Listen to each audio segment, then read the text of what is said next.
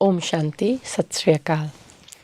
ਮੈਂ ਅਮਰਜੀਤ ਕੌਰ ਦੁਆ ਇਸ ਇੱਕ ਓਂਕਾਰ ਇੱਕ ਪਰਮਾਤਮਾ ਦੇ ਸੀਰੀਜ਼ ਦੇ ਵਿੱਚ ਆਪ ਜੀ ਦੇ ਨਾਲ ਜਪਜੀ ਸਾਹਿਬ ਤੋਂ ਆਪਾਂ ਸ਼ੁਰੂ ਕਰ ਰਹੇ ਸਾਂਝ ਕਰਨੀ, ਵਿਚਾਰ ਕਰਨੀ ਅਤੇ ਸਿਮਰਨ ਕਰਨੀ ਅਤੇ ਉਸ ਦੇ ਉੱਤੇ ਅਮਲ ਕਰਨੀ।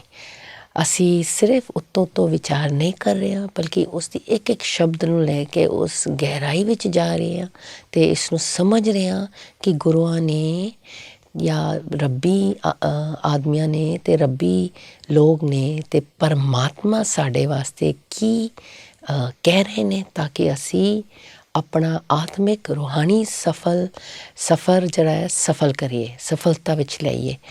ਇਸ ਵੇਲੇ ਅਸੀਂ ਦੁਨਿਆਵੀ ਤੌਰ 'ਤੇ ਸਫਲਤਾ ਸਮਝਦੇ ਹਾਂ, ਪਰ ਆਤਮਿਕ ਤੌਰ 'ਤੇ ਸਫਲਤਾ ਹੌਲੀ ਹੌਲੀ ਕਰਕੇ ਅਸੀਂ ਸਾਰੇ ਜਾਗ ਰਹੇ ਹਾਂ, ਪੂਰੀ ਦੁਨੀਆ ਜਾਗ ਰਹੀ ਹੈ। ਇਸ ਵਾਸਤੇ ਅੱਜ ਕੱਲ੍ਹ ਤੁਸੀਂ ਵੇਖਦੇ ਹੋ ਇੰਨੇ ਪੀਸ ਚੈਨਲਸ ਔਰ ਪੀਸ ਦੇ ਉੱਤੇ ਮੀਟਿੰਗਸ ਹੁੰਦੇ ਨੇ, ਯੂਨਾਈਟਿਡ ਨੇਸ਼ਨਸ ਦਾ, ਯੂਨੀਸੈਫ ਦਾ, ਔਰ ਵੀ HWPL ਵਗੈਰਾ ਬਹੁਤ URI ਐਸੇ ਕਰਕੇ ਬਹੁਤ ਧਾਰਮਿਕ ਮੀਟਿੰਗਸ ਦੁਨੀਆ ਵਿੱਚ ਹੋ ਰਹੀ ਹੈ ਪੀਸ ਦੇ ਉੱਤੇ, ਕਿਉਂਕਿ ਸਾਰੇ ਸਮਝ ਗਏ ਨੇ ਇਸ ਪੀਸ ਮੀਟਿੰਗਸ ਤਾਂ ਕਰ ਰਹੇ ਨੇ ਕਿ ਧਰਮ ਦੇ ਤੌਲ ਦੇ ਉੱਤੇ ਇਹ ਧਰਤੀ ਚੱਲ ਰਹੀ ਹੈ। ਜਿਹੜੀ ਅਸੀਂ ਗੱਲ ਕੀਤੀ ਹੈ ਗੁਰਜਪਜੀ ਸਾਹਿਬ ਵਿੱਚ, ਮਤਲਬ ਧਰਮ ਜਿਹੜੀ ਰੱਬੀ ਗਿਆਨ ਜਿਹੜੀ ਹੈ ਉਹ ਫਾਊਂਡੇਸ਼ਨ ਹੈ, ਉਹ ਮੂਲ ਹੈਗਾ ਸਾਡੀ ਜ਼ਿੰਦਗੀ ਨੂੰ ਚਲਾਉਣ ਵਾਸਤੇ।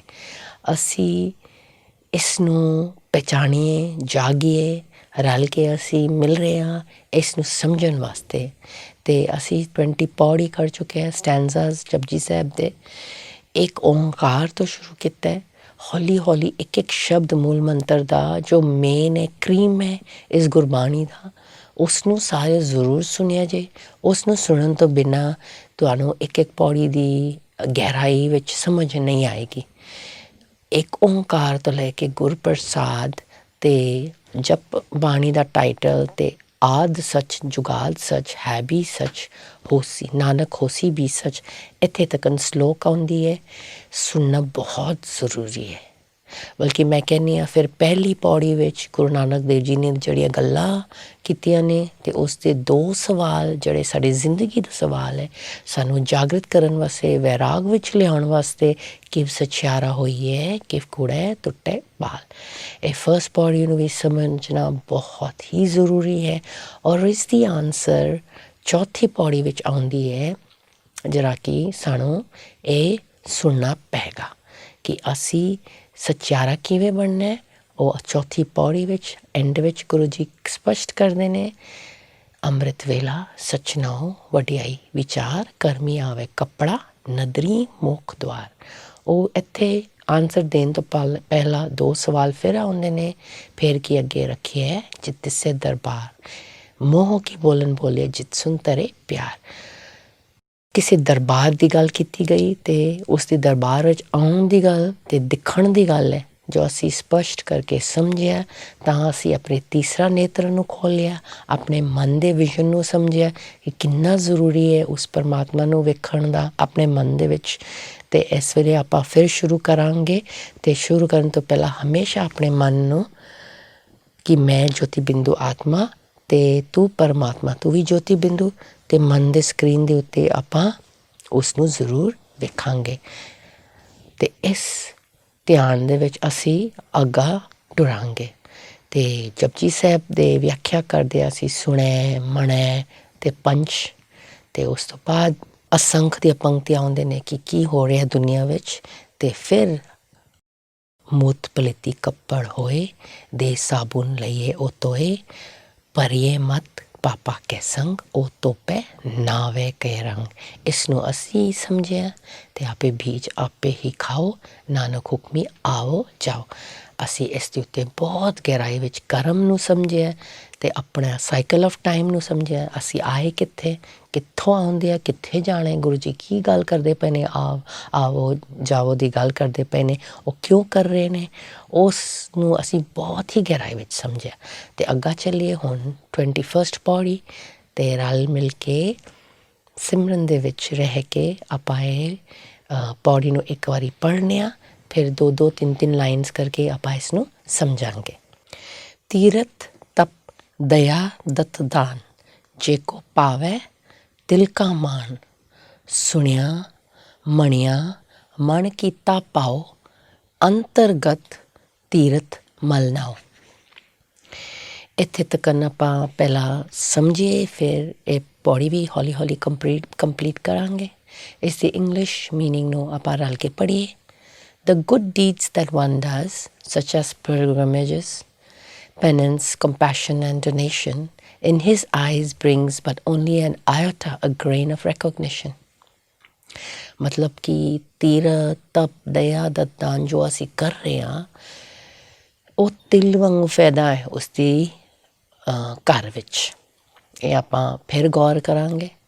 On the other hand, those that have connected to your name, those that have obeyed and brought true love into their hearts and mind, have truly bathed the holy waters within, have succeeded and washed away all dirt of any kind. Guru ji ਇੱਥੇ compare ਕਰ ਰਹੇ ਨੇ ਕਿ ਜਿਹੜੇ ਤੀਰਥ ਕਰਦੇ ਨੇ, ਮਤਲਬ ਯਾਤਰਾ 'ਤੇ ਚੱਲਦੇ ਨੇ, ਉੱਥੇ ਇਸ ਮੰਦਰ ਉਸ ਮੰਦਰ ਅਤੇ ਨਦੀਆਂ ਵਿੱਚ ਡੁਬਕੀ ਪਾਉਂਦੇ ਨੇ ਅਤੇ ਗੰਗਾ ਵਿੱਚ ਜਾਂ ਹਰਿਮੰਦਰ ਸਾਹਿਬ ਜਾਂਦੇ ਨੇ, ਹੇਮਕੁੰਡ ਸਾਹਿਬ ਜਾਂਦੇ ਨੇ, ਮਤਲਬ ਤੀਰਥ ਕਰਦੇ ਹਾਂ, ਤਪ ਕਰਨੇ ਹਾਂ, ਦਇਆ ਅਤੇ ਦਾਨ ਕਰਨੇ ਹਾਂ, ਮਤਲਬ ਚੰਗੇ ਇਨਸਾਨ ਦੀ ਗੱਲ ਹੋ ਰਹੀ ਹੈ ਇੱਥੇ। ਮਤਲਬ ਦੁਨਿਆਵੀ ਤੌਰ 'ਤੇ ਇਹ ਬੜੀ ਚੰਗੀਆਂ ਗੱਲਾਂ ਨੇ ਜਿਹੜਾ ਲੋਕ ਕਰਦੇ ਨੇ, ਪਰ ਗੁਰੂ ਜੀ ਇੱਥੇ ਕਹਿ ਰਹੇ ਨੇ ਇਹ ਜਿਹੜੀ ਚੰਗੀਆਂ ਗੱਲਾਂ ਅਸੀਂ ਸਮਝਦੇ ਹਾਂ, ਦਾਨ ਅਸੀਂ ਕਰਦੇ ਹਾਂ, ਅਸੀਂ ਸਮਝਦੇ ਅਸੀਂ ਬਹੁਤ ਅੱਛਾ ਗੱਲ ਕਰ ਰਹੇ ਹਾਂ, ਸਾਡੇ ਵਿੱਚ ਦਇਆ ਆਉਂਦੀ ਹੈ, ਕੰਪੈਸ਼ਨ ਆਉਂਦੀ ਹੈ ਅਤੇ ਅਸੀਂ ਇਸ ਵਾਸਤੇ ਦਾਨ ਕਰਨੇ ਹਾਂ। ਅਤੇ ਗੁਰੂ ਜੀ ਇੱਥੇ ਕਹਿ ਰਹੇ ਨੇ ਇਹ ਜਿਹੜੇ ਅਸੀਂ ਸਮਝਦੇ ਚੰਗੀਆਂ ਗੱਲਾਂ ਨਾ, ਜੇ ਕੋ ਭਾਵ ਹੈ ਤਿਲ ਕਾ ਮਾਣ, ਜੇ ਅਸੀਂ ਇਸ ਨੂੰ ਸਮਝੀਏ ਉਸ 'ਤੇ ਮਨ, ਉਸ ਦੇ ਦਰਗਾਹ ਦੇ ਵਿੱਚ, ਉਹਦੀ ਦਰਗਾਹ ਦੇ ਵਿੱਚ ਇਸ ਦੀ ਮਾਣ ਕਿੰਨੀ ਕੁ ਹੈ? ਤਿਲ ਵਾਂਗ। ਤਿਲ ਕਿੰਨੀ ਛੋਟੀ ਹੈ? ਛੋਟੀ ਜੀ। ਮਤਲਬ ਜੋ ਦੁਨਿਆਵੀ ਚੰਗਿਆਈਆਂ ਨੂੰ ਅਸੀਂ ਬੜਾ ਅੱਛਾ ਅਸੀਂ ਸਮਝਦੇ, ਅਸੀਂ ਕਰਮ ਕਰ ਰਹੇ ਹਾਂ ਕਿ ਅਸੀਂ ਤੀਰਥਾਂ 'ਤੇ ਜਾ ਰਹੇ ਹਾਂ, ਅਸੀਂ ਤਪ ਕਰ ਰਹੇ ਹਾਂ, ਉਹ ਨਹੀਂ ਖਾਣਾ, ਇਹ ਨਹੀਂ ਖਾਣਾ, ਜਾਂ ਅੱਜ ਮੌਨ ਵਰਤ ਵਿੱਚ ਰਹਿਣਾ ਅਤੇ ਇਸ ਵਾਰ ਨੂੰ ਅਸੀਂ ਉਹ ਫਾਸਟ ਕਰਨਾ, ਇਹ ਫਾਸਟ ਕਰਨਾ, ਇਹ ਨਵਰਾਤਰੀ ਦੀ ਇਹ ਸੇਵਾ ਕਰਨੀ ਹੈ, ਜਾਂ ਉਹ ਮਤਲਬ ਅਸੀਂ ਬਹੁਤ ਰਸਮ ਰਿਵਾਜ਼ ਵਗੈਰਾ ਜੋ ਕਰਦੇ ਹਾਂ ਉਹ ਦੁਨਿਆਵੀ ਤੌਰ 'ਤੇ ਅਤੇ ਦਇਆ ਅਸੀਂ ਕਰਨੇ ਹਾਂ, ਦਾਨ ਅਸੀਂ ਕਰਨੇ ਹਾਂ, ਇਹ ਸਾਰੀ ਚੀਜ਼ਾਂ ਬਹੁਤ ਅੱਛੀ ਹੈ। ਲੇਕਿਨ ਗੁਰੂ ਜੀ ਇੱਥੇ ਕਹਿੰਦੇ ਨੇ ਕਿ ਉਹਨਾਂ ਦੀ ਦਰਗਾਹ ਵਿੱਚ, ਰੱਬ ਦੀ ਦਰਗਾਹ ਵੀ ਵਿੱਚ ਸਿਰਫ ਤਿਲ ਵਾਂਗੂ ਫਾਇਦਾ ਹੈ। ਫਿਰ ਅਗਲੀ ਪੰਕਤੀ ਵਿੱਚ ਗੁਰੂ ਜੀ ਆਪੋਜ਼ਿਟ ਦੱਸ ਰਹੇ ਨੇ ਕਿ ਉਸ ਦੀ ਦਰਗਾਹ ਵਿੱਚ ਕੀ ਫਾਇਦਾ, ਉਹ ਸਾਨੂੰ ਸਮਝਣਾ ਪਏਗਾ। ਸੁਣਿਆ ਮਣਿਆ ਮਨ ਕੀਤਾ ਪਾਓ। ਇਹ ਪੰਕਤੀ ਨੂੰ ਯਾਦ ਕਰ ਲਓ, ਇਹ ਪੰਕਤੀ ਬਹੁਤ ਹੀ ਡੀਪ ਹੈ। ਸੁਣ ਲਿਆ, ਜਿਸਨੇ ਰੱਬ ਦੀ ਗੱਲ ਨੂੰ ਸੁਣ ਲਿਆ, ਮੰਨ ਲਿਆ ਅਤੇ ਫਿਰ ਮਨ ਦੇ ਉੱਤੇ ਉਸ ਨੂੰ ਕੀਤਾ, ਫਿਰ ਜਿਵੇਂ ਅਸੀਂ ਸੁਣਿਆ ਦੇ 4 ਪੌੜੀ ਪੜ੍ਹਿਆ, ਫਿਰ ਮਣੇ ਦੇ 4 ਪੌੜੀ ਪੜ੍ਹਿਆ, ਫਿਰ ਉਸ ਤੋਂ ਬਾਅਦ ਅਸੀਂ ਸਮਝਿਆ ਅਸੀਂ ਪੰਚ ਵਿੱਚ ਆ ਗਿਆ। ਪੰਚ ਵਿੱਚ ਆ ਗਿਆ ਮਤਲਬ ਅਸੀਂ ਕੀਤਾ, ਉਸਨੂੰ ਮਨ ਕੀਤਾ ਪਾਓ, ਪਾਓ ਦੇ ਨਾਲ ਪਿਆਰ ਵਿੱਚ ਅਸੀਂ ਉਸ ਨੂੰ ਅਮਲ ਕੀਤਾ, ਜ਼ਬਰਦਸਤੀ ਨਹੀਂ। ਪਾਓ ਇੱਥੇ ਮਤਲਬ ਪਿਆਰ, ਪਿਆਰ ਵਿੱਚ ਆਪਣੇ ਦਿਲ ਲਗਾ ਕੇ, ਆਪਣੇ ਪੂਰੀ ਤਨ ਮਨ ਧਨ ਦੇ ਨਾਲ ਅਸੀਂ ਮਨ ਕੀਤਾ ਪਾਓ। ਉਸ ਦੀ ਤਰੀਕੇ ਜੋ ਉਹ ਕਹਿ ਰਿਹਾ, ਜੋ ਸਾਨੂੰ ਉਹ ਰਸਤਾ ਸੁਣਾ ਰਿਹਾ, ਉਹ ਅਸੀਂ ਕਰ ਰਹੇ। ਅਤੇ ਰੱਬ ਸਾਨੂੰ ਕੀ ਕਹਿੰਦਾ ਕਰਨ ਵਾਸਤੇ? ਮੈਨੂੰ ਯਾਦ ਕਰ, ਯੋਗ ਕਰ, ਸਿਮਰਨ ਕਰ, ਮਤਲਬ ਨਾਮ ਲੈਣਾ। ਅਤੇ ਉਹ ਅਸੀਂ ਕਰਦੇ ਕੋਈ ਨਹੀਂ। ਇੱਥੇ ਜਪਣ ਦੀ ਗੱਲ ਨਹੀਂ ਹੋ ਰਹੀ ਹੈ, ਜੋ ਅਕਾਲ ਪੁਰਖ ਦਾ ਹੁਕਮ ਅਨੁਸਾਰ ਅਸੀਂ ਜੋ ਸਮਝ ਚੁੱਕੇ ਹਾਂ ਉਸ ਦੇ ਨਾਮ ਲੈਣਾ, ਮਤਲਬ ਉਸ ਦੇ ਨਾਲ ਲਿਵ ਲਗਾਉਣੀ ਹੈ, ਉਹ ਗੱਲ ਨੂੰ ਅਸੀਂ ਸਮਝਾਂਗੇ। ਸੁਣਿਆ ਮੰਨਿਆ ਮਨ ਕੀਤਾ ਪਾਓ ਅੰਤਰਗਤ ਤੀਰਥ ਮਲ ਨਾਓ। ਇੱਥੇ ਅੰਦਰ ਦੇ ਤੀਰਥ ਅਤੇ ਉਸ ਮਲ ਨੂੰ, ਉਸ ਮੈਲ ਨੂੰ ਅਸੀਂ ਨਾਮ ਦੇ ਆਧਾਰ 'ਤੇ ਵਾਸ਼ ਕਰਨਾ। ਜਿਹੜਾ ਅਸੀਂ ਪਿਛਲੇ ਐਪੀਸੋਡ 'ਤੇ ਵੀ ਗੱਲ ਕੀਤੀ ਕਿ ਸਾਡੀ ਮੈਲ ਕਿੱਥੇ ਲੱਗੀ ਹੈ। ਮੂਤ ਪਲੀਤੀ ਕੱਪੜ ਹੋਏ, ਦੇ ਸਾਬੁਨ ਲਈਏ ਉਹ ਧੋਏ, ਭਰੀਏ ਮਤ ਪਾਪਾ ਕੇ ਸੰਗ, ਉਹ ਧੋਪੇ ਨਾਵੇ ਕੇ ਰੰਗ। ਮਤਲਬ ਅੰਤਰਗਤ ਤੀਰਥ ਮਲ ਨਾ ਹੋ।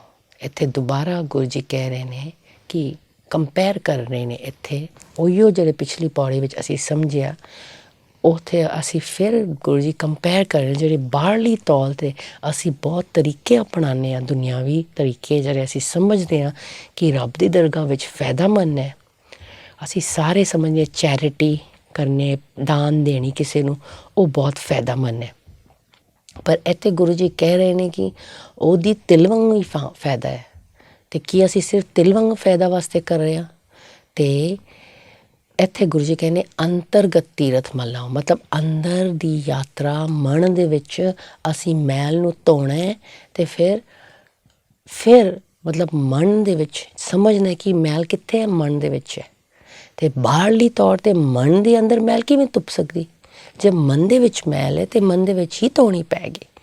ਬਾਹਰਲੀ ਤੌਰ 'ਤੇ ਅਸੀਂ ਜੋ ਵੀ ਕਰਮ ਕਰਾਂਗੇ ਉਹ ਬਲਕਿ ਹਉਮੈ ਅਤੇ ਮੋਹ ਨੂੰ ਵਧਾਏਗਾ, ਕਿਉਂਕਿ ਬਾਹਰਲੀ ਪੰਜ ਤੱਤਵ ਦੀ ਗੱਲ ਹੋ ਰਹੀ ਹੈ। ਉਹ ਫਿਰ ਸਾਡੀ ਸਰੀਰ ਪੰਜ ਤੱਤਵ ਤੋਂ ਬਣੀ ਹੈ। ਫਿਰ ਅਸੀਂ ਸਰੀਰ ਵਿੱਚ ਰਹਿ ਕੇ, ਸਰੀਰ ਵਿੱਚ ਮਤਲਬ ਬੋਡੀ ਕੌਨਸ਼ੀਅਸ ਵਿੱਚ ਕਰਾਂਗੇ, ਨਾਮ ਸ਼ਾਨ ਵਾਸਤੇ ਕਰਾਂਗੇ, ਅਤੇ ਉਹ ਫਿਰ ਸਾਨੂੰ ਹੀ ਧੋਖਾ ਦੇਗਾ। ਇਸ ਵਾਸਤੇ ਜੇ ਗੁਰੂ ਦੀ ਗੱਲ ਨੂੰ ਮੰਨਣਾ ਹੈ ਅਤੇ ਫਿਰ ਅੰਦਰ ਦੀ ਗੱਲ, ਅੰਦਰ ਦੀ ਮੈਲ ਨੂੰ ਧੋਣ ਵਾਸਤੇ ਇੱਕੋ ਹੀ ਤਰੀਕਾ ਹੈ, ਉਸ ਦੇ ਨਾਲ ਯੋਗ ਕਰਨੀ ਹੈ। ਮੈਂ ਆਤਮਾ ਤੂੰ ਪਰਮਾਤਮਾ, ਉਸ ਨੂੰ ਮਿਲਣਾ, ਉਸ ਕੋਲੋਂ ਸ਼ਕਤੀ ਲੈਣੀ ਅਤੇ ਉਸ ਕੋਲੋਂ ਸ਼ਕਤੀ ਲੈ ਕੇ ਆਪਣੇ ਮਨ ਦੇ ਅੰਦਰ ਜਿਹੜੀ ਅਸ਼ਾਂਤੀ ਹੈ ਉਸਨੂੰ ਸ਼ਾਂਤ ਕਰਨਾ ਹੈ। ਜਿਹੜੇ ਮਨ ਦੇ ਅੰਦਰ ਕ੍ਰੋਧ ਹੈ ਉਸਨੂੰ ਮਿਟਾਉਣੀ ਹੈ ਅਤੇ ਮੋਹ ਨੂੰ ਪਿਆਰ ਵਿੱਚ ਬਦਲਣੀ ਹੈ, ਰੱਬੀ ਪਿਆਰ ਵਿੱਚ, ਅਤੇ ਕੋਈ ਐਕਸਪੈਕਟੇਸ਼ਨਸ ਤੋਂ ਬਿਨਾਂ। ਇਹ ਸਾਰੇ ਸਾਡੇ ਅੰਦਰ ਜਿਹੜੇ ਮੈਲ ਨੇ ਉਸ ਨੂੰ ਧੋਣਾ ਹੈ। ਜਿਹੜੀ ਨਾਮ ਸ਼ਾਨ ਮਿਲਦੀ ਹੈ ਦਾਨ ਦੇ ਨਾਲ, ਤਪ ਦੇ ਨਾਲ, ਤੀਰਥਾਂ 'ਤੇ ਜਾਣ ਦੇ ਨਾਲ। ਅਸੀਂ ਜਾਂਦੇ ਹਾਂ ਹਰਿਮੰਦਰ ਸਾਹਿਬ ਜਾਂ ਕਿਸੇ ਗੁਰਦੁਆਰੇ 'ਤੇ, ਅਸੀਂ ਫੋਟੋ ਖਿੱਚਦੇ ਹਾਂ ਕਿ ਅਸੀਂ ਇੱਥੇ ਗਏ। ਲੋਕ ਵਾਹ ਕਰਦੇ ਨੇ ਕਿ ਇਹ ਸਾਰਾ ਨਾਮ ਸ਼ਾਨ ਦੀ ਗੱਲ ਹੈ। ਜਦੋਂ ਆਪਾਂ ਅੰਮ੍ਰਿਤ ਵੇਲਾ ਉੱਠ ਕੇ ਰੱਬ ਨੂੰ ਯਾਦ ਕਰ ਰਹੇ ਹਾਂ, ਕੋਈ ਫੋਟੋ ਖਿੱਚਣੇ ਆ, ਕੋਈ ਦੁਨੀਆ ਨੂੰ ਦੱਸਣ ਦੀ ਗੱਲ ਹੈਗਾ? ਨਹੀਂ, ਉਹ ਸਾਡੀ ਅੰਦਰ ਦੀ ਯਾਤਰਾ ਹੈ। ਅਤੇ ਉਹਦੇ ਨਾਲ ਬਿਨਾਂ ਪੰਜ ਤੱਤਵ ਤੋਂ ਉੱਤੇ ਇੱਥੇ ਦੁਨੀਆ ਦੀ ਕੋਈ ਗੱਲ ਨਹੀਂ। ਧਰਮ ਮਤਲਬ ਮੈਂ ਆਤਮਾ ਅਤੇ ਤੂੰ ਪਰਮਾਤਮਾ, ਸਾਡੇ ਆਪਸ ਵਿੱਚ ਰਿਸ਼ਤਾ, ਅਤੇ ਉਹਦੇ ਨਾਲ ਹੀ ਅਸੀਂ ਇਸ ਮਨ ਦੀ ਮੈਲ, ਇਸ ਸਰੀਰ ਦੇ ਨਾਲ ਜੋ ਅਸੀਂ ਕਾਰਜ ਕਰਦੇ ਹਾਂ, ਬੋਲਦੇ ਹਾਂ, ਕਰਮ ਕਰਦੇ ਹਾਂ, ਉਹ ਮਨ ਦੇ ਉੱਤੇ ਟਿਕ ਗਿਆ ਮੈਲ, ਉਹ ਸਿਰਫ ਨਾਮ ਦੇ ਨਾਲ ਧੁੱਪਦੀ ਹੈ। ਅਤੇ ਉਸ ਦੇ ਵਿੱਚ ਉਸਨੂੰ ਕਿਵੇਂ ਕਰਨਾ? ਇਸ ਤੋਂ ਪਹਿਲੀ ਲਾਈਨ ਵਿੱਚ ਫਿਰ ਕਲੀਅਰ ਕੀਤਾ, ਸੁਣਿਆ ਮੰਨਿਆ ਮਨ ਕੀਤਾ ਪਾਓ।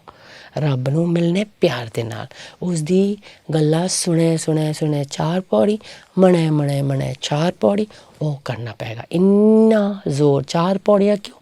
ਇੰਨਾ ਜ਼ੋਰ ਦੇ ਰਹੇ ਨੇ ਸੁਣੇ ਅਤੇ ਮੰਨੇ 'ਤੇ। ਕਿਸ ਦੀ ਸੁਣਾਂਗੇ? ਹਰ ਕੋਈ ਤਾਂ ਨਹੀਂ, ਹਰ ਕੋਈ ਦਾ ਸੁਣਾਂਗੇ ਅਤੇ ਫਿਰ ਉਹਨਾਂ ਦੀ ਵਾਈਬ੍ਰੇਸ਼ਨ, ਉਹਨਾਂ ਦੀ ਐਨਰਜੀ, ਉਹਨਾਂ ਦੀ ਮਨ ਦੀ ਅਵਸਥਾ ਸਾਨੂੰ ਪਹੁੰਚੇਗੀ। ਬ੍ਰਹਮ ਗਿਆਨੀਆਂ ਦੇ ਸੁਣਾਂਗੇ ਜਾਂ ਸਾਧ ਦੀ, ਜਿਹੜੇ ਆਪਣੇ ਜ਼ਿੰਦਗੀ ਨੂੰ ਇਸ ਰਾਹ 'ਤੇ ਟੁਰਨ ਵਾਸਤੇ ਸਮਰਪਿਤ ਕੀਤਾ ਹੈ, ਉਹਨਾਂ ਦੇ ਸੁਣਾਂਗੇ। ਅਤੇ ਉਹ ਵੀ ਫੀਲ ਕਰਾਂਗੇ ਕਿ ਸੱਚੀ ਮੈਨੂੰ ਫੀਲ ਹੋ ਜਾਂਦੀ ਹੈ ਫੀਲ ਕਿ ਇਹ ਸਹੀ ਹੈ, ਸਹੀ ਰਾਹ ਅਪਣਾਇਆ ਕਿ ਸਿਰਫ ਉੱਤੋਂ ਵਿਖਾਉਣ ਵਾਸਤੇ। ਅਤੇ ਇਹੋ ਜਿਹੇ ਸੰਸਥਾ ਵਿੱਚ ਜਾ ਕੇ, ਜੇ ਅਸੀਂ ਰੱਬੀ ਸੰਸਥਾ ਵਿੱਚ ਜਾ ਕੇ ਰੱਬ ਨੂੰ ਖੋਜ ਕਰਾਂਗੇ ਅਤੇ ਫਿਰ ਜ਼ਰੂਰ ਸੁਣਿਆ ਮੰਨਿਆ ਉਸ ਨੂੰ ਫਿਰ ਅਸੀਂ ਮੰਨਾਂਗੇ ਅਤੇ ਮਨ ਕੀਤਾ ਭਾਵ ਦੀ ਗੱਲ ਹੋਵੇਗੀ। ਅੱਗਾ ਚਲੀਏ। ਸਭ ਗੁਣ ਤੇਰੇ ਮੈਂ ਨਾਹੀ ਕੋਏ, ਵਿਨ ਗੁਣ ਕੀਤੇ ਭਗਤ ਨ ਹੋਏ, ਸਵਸਤ ਆਤ ਬਾਣੀ ਬਰਮਾਓ, ਸਤ ਸੁਹਾਨ ਸਦਾ ਮਨ ਚਾਓ। If you don't grant me your virtues and attitude, how can I ever on my own attempt to serve you with gratitude? ਮਤਲਬ ਕਿ ਜੇ ਤੁਸੀਂ ਖੁਦ ਮੈਨੂੰ ਦੱਸੋਗੇ ਨਹੀਂ, ਮੈਂ ਕਿਵੇਂ ਤੁਹਾਡੀ ਸੇਵਾ ਕਰ ਪਾਉਂਗੀ। ਇੱਥੇ ਗੱਲ ਹੈ ਸ਼ੁਕਰ ਦੀ, ਸੇਵਾ ਦੀ, ਕਿ ਮੈਂ ਕਿਵੇਂ ਭਗਤੀ ਕਰਾਂ ਜੇ ਤੈਨੂੰ ਮੈਂ ਪਾਉਣ ਦਾ ਤਰੀਕਾ ਨਹੀਂ ਲੱਭਿਆ। Because you are the worldliness, you are the sacred word and the creator of all. Nothing is not yours, nothing is separate from you at all. You who are true and blissful are the only knower of all. ਸਭ ਗੁਣ ਤੇਰੇ, ਮੈਂ ਨਾ ਹੀ ਕੋਈ। ਇੱਥੇ ਬੜੀ ਨਿਮਰਤਾ ਹੈਗਾ ਕਿ ਜੋ ਵੀ ਹੈ ਦੁਨੀਆ ਵਿੱਚ ਉਹ ਸਾਰਾ ਕੁਝ ਤੇਰਾ ਹੀ ਹੈ, ਮੇਰਾ ਆਪਣਾ ਕੁਛ ਵੀ ਨਹੀਂ ਹੈ। ਅਤੇ ਜੇ ਮੈਂ ਤੈਨੂੰ ਯਾਦ ਕਰਾਂਗਾ ਅਤੇ ਤੇਰੀ ਕਿਰਪਾ ਦੇ ਨਾਲ ਤੂੰ ਹੀ ਯਾਦ ਕਰਾਏਗਾ ਤਾਂ ਮੈਂ ਕਰ ਪਾਵਾਂਗੀ। ਵਿਣ ਗੁਣ ਕੀਤੇ ਭਗਤ ਨਾ ਹੋਏ, ਅਤੇ ਤੇਰੇ ਗੁਣ ਨੂੰ ਮੈਂ ਆਪਣੇ ਵਿੱਚ ਲਿਆ ਕੇ ਆਪਣੀ ਕਰਮੀ ਵਿੱਚ ਲਿਆਵਾਂਗੇ ਤਾਂ ਭਗਤੀ ਹੋਏਗੀ। ਐਵੇਂ ਨਹੀਂ ਭਗਤੀ ਹੁੰਦੀ। ਅਸੀਂ ਸਾਰੇ ਹਰ ਇੱਕ ਨੂੰ ਭਗਤ ਨਹੀਂ ਕਹਿ ਸਕਦੇ। ਭਗਤਾਂ ਦੀ ਦਰਜਾ ਪੰਚ ਦੀ ਦਰਜਾ ਮੁਤਾਬਿਕ ਹੈ। ਇੰਨੀ ਵੱਡੀ ਦਰਜਾ ਸੁਣੀਏ ਮੰਨੀਏ ਮਨ ਕੀਤਾ ਪਾਓ, ਉਹ ਫਿਰ ਕਿਧਰੇ ਜਾ ਕੇ ਭਗਤ ਕਹਿਲਾਉਂਦੇ ਨੇ। ਪਹਿਲਾਂ ਸੁਣਨ ਦੀ ਸ਼ਕਤੀ, ਮੰਨਣ ਦੀ ਸ਼ਕਤੀ, ਪਰ ਇੱਥੇ ਹਉਮੈ ਵਿੱਚ, ਮਤਲਬ ਹਉਮੈ ਤੋਂ ਦੂਰ ਨਿਮਰਤਾ ਦੇ ਵਿੱਚ ਸਭ ਗੁਣ ਤੇਰੇ, ਮੈਂ ਨਾ ਹੀ ਕੋਈ, ਮੇਰੇ ਵਿੱਚ ਕੋਈ ਅੱਛੇ ਗੁਣ ਨਹੀਂ। ਵਿਣ ਗੁਣ ਕੀਤੇ ਭਗਤ ਨਾ ਹੋਏ, ਕਿ ਮੈਂ ਗੁਣਹੀਨ ਹੂੰ, ਮੈਂ ਨਿਰਗੁਣਿਆ ਰੇ ਕੋ ਗੁਣ ਨਹੀਂ, ਇਹ ਗੱਲ ਹੋ ਰਹੀ। ਮੇਰੇ ਵਿੱਚ ਗੁਣ ਨਹੀਂ ਹੈ ਅਤੇ ਤੇਰੇ ਤੋਂ ਹੀ ਮੈਨੂੰ ਲੈਣਾ ਪਏਗਾ। ਤੈਨੂੰ ਹੀ ਮਿਲ ਕੇ ਮੈਂ ਗੁਣ ਲਵਾਂਗੀ, ਫਿਰ ਤੇਰੇ ਗੁਣ ਦੇ ਨਾਲ ਮੈਂ ਕਰਾਂਗੀ, ਫਿਰ ਭਗਤ ਹੋਏਗੀ, ਨਹੀਂ ਤੇ ਨਹੀਂ ਹੋਏਗੀ। ਸਵਸਥ ਆਤ ਬਾਣੀ ਬਰਮਾਓ, ਤੁਹਾਡੇ ਤੋਂ ਇਲਾਵਾ ਇਸ ਦੁਨੀਆ ਵਿੱਚ ਕੁਛ ਹੈ ਹੀ ਨਹੀਂ। ਤੁਸੀਂ ਸਭ ਕੁਛ ਹੋ, ਤੁਹਾਡੇ ਤੋਂ ਬਿਨਾਂ ਕੁਛ ਵੀ ਨਹੀਂ। ਸਤ ਸੁਹਾਣ ਸਦਾ ਮਨ ਚਾਓ, ਸਤ ਸੁਹਾਣ, ਤੂੰ ਸੱਤਿਆ ਹੈ ਅਤੇ ਤੂੰ ਹੀ ਸੋਹਣਾ ਹੈ, ਅਤੇ ਸਦਾ ਮਨ ਚਾਓ, ਅਤੇ ਸਦਾ ਲਈ ਮੈਂ ਤੈਨੂੰ ਚਾਹਾਂ। ਇਸ ਤੋਂ ਪਹਿਲਾਂ ਦੀ ਪੰਕਤੀ ਸਵਸਥ ਆਤ ਬਾਣੀ ਬਰਮਾਓ, ਇਸ ਪੰਕਤੀ ਨੂੰ ਫਿਰ ਆਪਾਂ ਧਿਆਨ ਨਾਲ ਦੇਖੀਏ। ਸਵਸਥ ਆਤ ਬਾਣੀ ਬਰਮਾਓ, ਫਿਰ ਇੱਥੇ ਬ੍ਰਹਮਾ ਦੀ ਜ਼ਿਕਰ ਕਰਦੇ ਨੇ, who himself is the creator of the world. ਮਤਲਬ ਕਿ ਆਪਾਂ ਉਸ ਰੱਬ ਦੀ ਵਡਿਆਈ ਕਰਦੇ ਹਾਂ ਅਤੇ ਅਸੀਂ ਜਾਣਦੇ ਹਾਂ, ਜਦੋਂ ਕ੍ਰੀਏਸ਼ਨ ਦੀ ਆਪਾਂ ਗੱਲ ਕਰਦੇ ਹਾਂ ਹਮੇਸ਼ਾ ਬ੍ਰਹਮਾ ਦੀ ਗੱਲ ਕਰਦੇ, ਕਿਉਂਕਿ ਬ੍ਰਹਮਾ ਕ੍ਰੀਏਟਰ ਗਿਣਿਆ ਜਾਂਦਾ। ਅਤੇ ਬਾਣੀ ਬਰਮਾਓ, ਉਸ ਬ੍ਰਹਮਾ ਦੀ ਅਸੀਂ ਬਾਣੀ ਨੂੰ ਅਸੀਂ ਸਮਝਾਂਗੇ ਅਤੇ ਫਿਰ ਅਸੀਂ ਇਸ ਗੱਲ ਨੂੰ ਸਮਝ ਪਾਵਾਂਗੇ। ਇਸ ਪੰਕਤੀ ਨੂੰ ਫਿਰ ਅਗਲੇ ਐਪੀਸੋਡ ਵਿੱਚ ਆਪਾਂ ਕੰਟੀਨਿਊ ਕਰਾਂਗੇ ਅਤੇ ਇਸ 21st ਪੌੜੀ ਨੂੰ ਅੱਗਾਂ ਲੈ ਜਾਵਾਂਗੇ। ਘੜੀ ਅਤੇ ਟਾਈਮ ਵਹਿੰਦੇ ਹੋਇਆ ਅੱਜ ਆਪ ਜੀ ਨੂੰ ਮੈਂ ਸ਼ੁਕਰੀਆ ਕਰਨੀ ਹਾਂ ਅਤੇ ਇਜਾਜ਼ਤ ਲੈਂਦੀ ਹਾਂ, ਅਤੇ ਫਿਰ ਮਿਲਾਂਗੇ ਅਗਲੀ ਘੜੀ ਇੱਕ ਓਂਕਾਰ, ਇੱਕ ਪਰਮਾਤਮਾ ਦੀ ਐਪੀਸੋਡਸ ਵਿੱਚ। ਸ਼ੁਕਰੀਆ, ਥੈਂਕ ਯੂ, ਓਮ ਸ਼ਾਂਤੀ।